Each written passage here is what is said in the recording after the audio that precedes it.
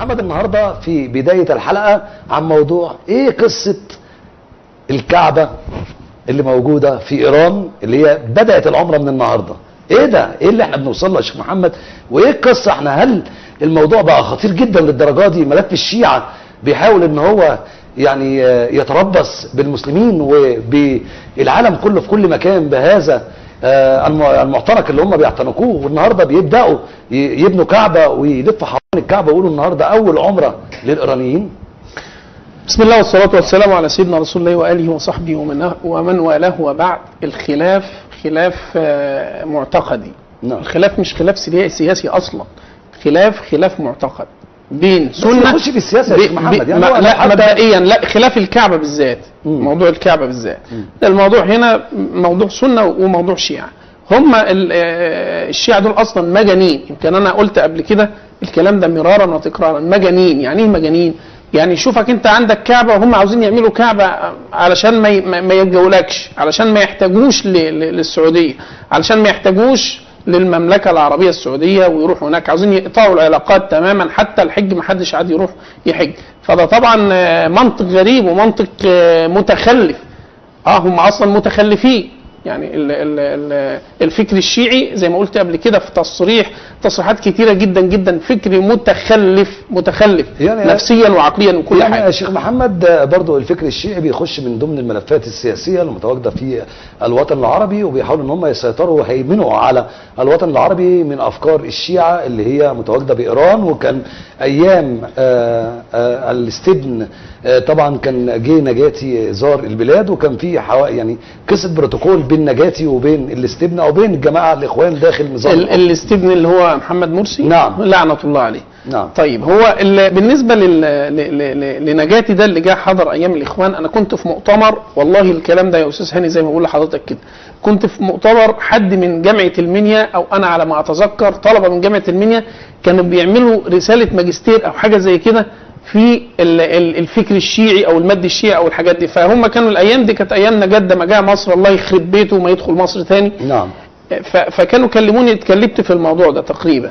فانا قلت لهم ان وجود النجاتي ده في مصر دي اكبر من اكبر الوكسات اللي ممكن تمر بها مصر، وجود الشيعة في مصر. نعم. وان انا افتح مجال للشيعة في مصر، وان انا اهيئ الطريق للشيعة في مصر، وان انا افتح لهم مجال ليتوغلوا في الدولة المصرية، وان انا ما حاربش هذا الفكر النتن، الفكر العفن، الفكر المتخلف اللي هو الفكر الشيعي. طيب لو جيت انا لقيت رئيس الدولة اللي هو يعني بيحارب الدولة نفسها، اللي هو بيتآمر على الدولة نفسها، هو اللي فاتح لهم الباب، هو اللي بيقول لهم اهلا وسهلا على طبق من فضة، وتعالى واعمل مؤتمر في جامعة القاهرة واستقبل مش عارف النجادي رئيس ولا النجاتي، انا والله ما اعرفه رئيس ايران ولا رئيس مش عارف ايه، كل ده كلام فاضي. علشان كده في النهاية الخيبة والذل والعار كان على الاثنين، على ده وعلى ده. هما الاثنين ما خد يعني الوصمة العار اللي تمت لما يعني هو البروتوكول شيخ محمد اللي تم بين ايران وبين جماعة الاخوان داخل مصر ايام حضور نجاتي الى مصر ادى الى استشهاد العديد من اولادنا في جميع المجالات، وكان الموضوع خطير جدا جدا.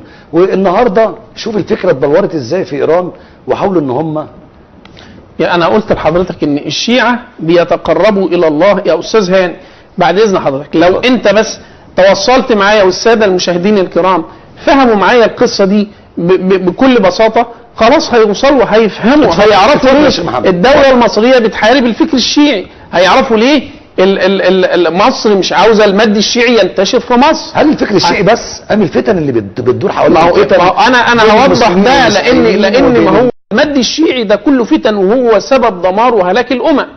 بيتقربوا الى الله في كده مذهبهم كده، مذهب الشيعة انهم يتقربوا الى الله بذبح اهل السنة وقتل اهل السنة. تمام؟ لما انت حضرتك من اهل السنة والجماعة مسلم يعني، هم بقى بيتقربوا الى الله بذبحك. دول تعمل فيهم ايه؟ لا ده يبقى اليهود احسن منهم. اليهود احسن منهم، واليهود انا اتعامل معاهم عنهم. ده بقول لحضرتك متخلفين. يعني ما دخلوا بلدا وما دخلوا دولة إلا وخربوها ودمروها وأشعلوا النيران فيها والفتن وكل مثل هذه الأمور دولة. فلذلك طب أنت شايف الكعبة إزاي في إيران النهاردة ولا اي شيء، هي دي كعبه. طب هم بيحاولوا ان هم يروجوا للعالم الاسلامي ان اول عمره ليهم النهارده في ايران.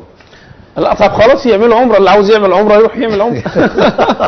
لن تقبل منهم يا سيدي الاستاذ احمد. احنا ما فيش كعبه بيطاف حولها وموجوده الا في المملكه العربيه السعوديه. النهارده انا لما اجي اختلف مع دوله، الدوله تعمل كعبه علشان خاطر ما تجيليش، يبقى ده اسمه تخلف برضه، يبقى ده اسمه كلام فاضي. غير معترف بهذا الكلام لا علميا ولا ده كلام شغل هبل يعني شغل. وطبعا هم فكرهم فكر يعني اقصاه ان هم يتوصلوا لحاجه زي كده، هم مفكرين بحاجه زي كده. ده هم بهذا الفعل الشنيع يستفزوا مشاعر المسلمين في جميع انحاء الارض، والمفروض يكون للمسلمين وقف.